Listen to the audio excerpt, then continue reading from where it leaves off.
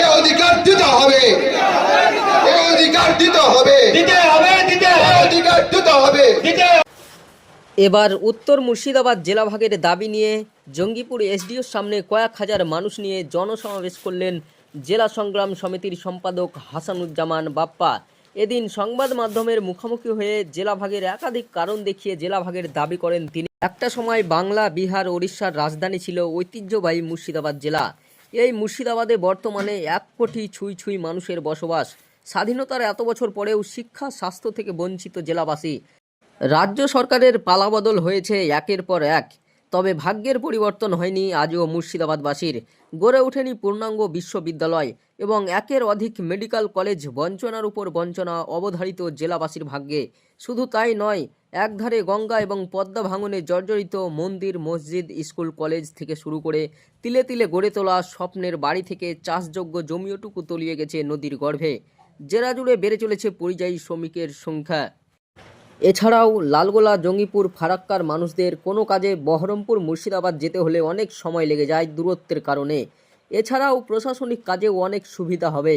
এছাড়াও একাধিক কারণ দেখিয়ে জঙ্গিপুর এসডিওকে স্মারকলিপি দেন জেলা সংগ্রাম সমিতির সম্পাদক হাসানুজ্জামান বাপ্পা। দাবি একটাই ছিল, দাবি একটাই, এবং সেটা ন্যায্য দাবি। আপনারাও জানেন যেটা নিয়ে আন্দোলন দীর্ঘ 7-8 বছর ধরে আমরা করছি। মাঝখানে মাননীয় মুখ্যমন্ত্রী 2022 সালে 1 আগস্ট ঘোষণা করলেন মুর্শিদাবাদ জেলাকে ভাগ করে দেওয়া হবে। আমরা চেয়েছিলাম উত্তর এবং দক্ষিণ দুটো ভাগে ভাগ করা, 3টে বললেন। খুশির সীমা রইল না আমাদের। কিন্তু তারপর দেখলাম 2.5 বছর কেটে গেল, এটা কিন্তু বাস্তবায়িত হলো না। আমরা 1 আগস্টের পর 2024 4 আগস্টে গণকনভেনশন করলাম। ফরাক্কা থেকে সাগরদিঘি আমরা সাইকেল র্যালি করলাম। এই দাবির সমর্থনে আমরা রক্ত দিলাম। সমস্ত কিছু করে গণতান্ত্রিক পদ্ধতিতে, শান্তিপূর্ণ পদ্ধতিতে যে আন্দোলন করা দরকার, সে আন্দোলন আজকে শেষ পর্যায়ের দিকে আমরা চলে এসেছি। সেটা হচ্ছে আমাদের এই যে আমরা ডেপুটেশন দিলাম। প্রায় আপনারা দেখেছেন হাজার হাজার মানুষ আজকে এসছে ডেপুটেশনে, এবং মহিলারা কোলে বাচ্চা নিয়ে এসছে। হ্যাঁ, প্রত্যেকের দাবি, বয়স্ক বাবা মারা এসছে, যুবক ছেলেরা তো প্রচুর ছিল।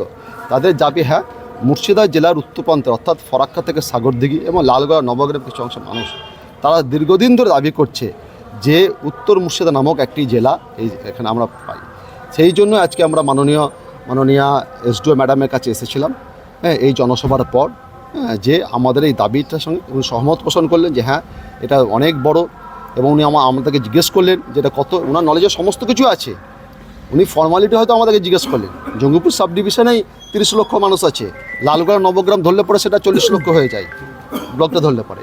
ফলে এই এলাকার মানুষ দীর্ঘদিন ধরে একটা ফরাক্কার শেষ প্রান্ত থেকে বহরমপুর সদরের দূরত্ব 131 কিলোমিটার। আমি আপনাকে ম্যাপ দেখাবো, গুগল ম্যাপে যদি দেখেন যে বহরমপুর সদর করে 4টে যে সাব ডিভিশন আছে, মোটামুটি কাছাকাছি তাদের সবচেয়ে বেশি দূরত্ব হচ্ছে 51 কিলোমিটার। আর আমাদের জঙ্গিপুর এবং লালবাগের নবগ্রাম আর লালগোলা, তাদের যদি অ্যাভারেজ তাদের ডিস্টেন্স দেখা যায় বহরমপুর সদর থেকে, সেটা প্রায় 80 কিলোমিটার থেকে 100 কিলোমিটার আছে। মানে তা একদম যদি অ্যাভারেজ বাদ দিয়ে বেশি দূরতে যান, ফরাক্কার 131 কিলোমিটার বহরমপুরে। তাহলে সেই জেলা সদরটা জঙ্গিপুরকে কেন্দ্র করে কেন নতুন জেলা হবে না? আমরা সেই জন্য আজকে এই দাবি নিয়ে, একটাই আমাদের দাবি যে উত্তর মুর্শিদাবাদ জেলা আমাদের চাই। মাননীয় এসডিও ম্যাডামের কাছে এসেছিলাম, ওনাকে স্মারকলিপি আমরা দিলাম। সেই স্মারকলিপি তুলে দেওয়া হলো, এবং তার সঙ্গে আরও 4-5টা আমাদের পাতা, প্রত্যেকটা কারণ দিয়ে আমরা লিখেছি, পয়েন্ট দিয়ে যে কেন ভাগ করা দরকার।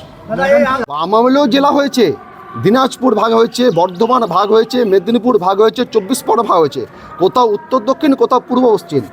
ইভেন 2017 সালে 3টে জেলা নতুন জেলা পেয়েছে।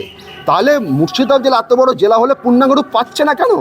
এটা আমাদের দাবি নয়, এটা 2022 সালের 1 আগস্ট মাননীয় মুখ্যমন্ত্রী নিজে নবান্নে ঘোষণা করলেন, যেটা 3টে ভাগে ভাগ করে দেওয়া হলো। কিন্তু 2.5 বছর ধরে সরকারি খাতায় কলমে যেটা তোলা দরকার, অর্থাৎ সরকারিভাবে যেটা করা দরকার, সেটা ঘোষণায় থেকে গেল, কিন্তু বাস্তবায়িত হলো না। আজকে সেই জন্য আমরা বলছি, এই এলাকার মানুষদের রাজনৈতিক, প্রশাসনিক, অর্থনৈতিক সার্বিক ডেভেলপমেন্টের জন্য এখানে 2টো তাপবিদ্যুৎ কেন্দ্র আছে, 2টো সিমেন্ট কারখানা আছে, আলিগড়ের মতো একটা বিশ্ববিখ্যাত বিশ্ববিদ্যালয়ের ক্যাম্পাস আছে। আমরা সেই সমস্ত দাবি করি। এখানে কোনো এই সাব ডিভিশনে কোনো গার্লস কলেজ নেই। গার্লস কলেজ দাবিকে মেয়েরা এখন পড়াশোনা করতে চাই। বিশ্ববিদ্যালয় সেটা হচ্ছে মুর্শিদাবাদের, ওখানে বিশ্ববিদ্যালয় 8 বছর পর সেখানে আবার পূর্ণাঙ্গ বিশ্ববিদ্যালয় একটা ভাইস চ্যান্সেলর পাওয়া গেলো। আমাদের এই জায়গাগুলো একেবারে পিছিয়ে আছে, অথচ এখানকার রেভিনিউ চলে যায়। নতুন আমরা জেলা পরিষদ চাই, আমরা এই সমস্ত দাবিগুলো নিয়েই ন্যায়সঙ্গত বাস্তবসম্মত যুক্তিসঙ্গত আজকে মানুষের দাবি, এটা আমাদের কারো ব্যক্তি দাবি নয়, এটা মানুষের দাবি নিয়ে জেলা সংগ্রাম সমিতি আজকে ম্যাডামের কাছে এসেছে।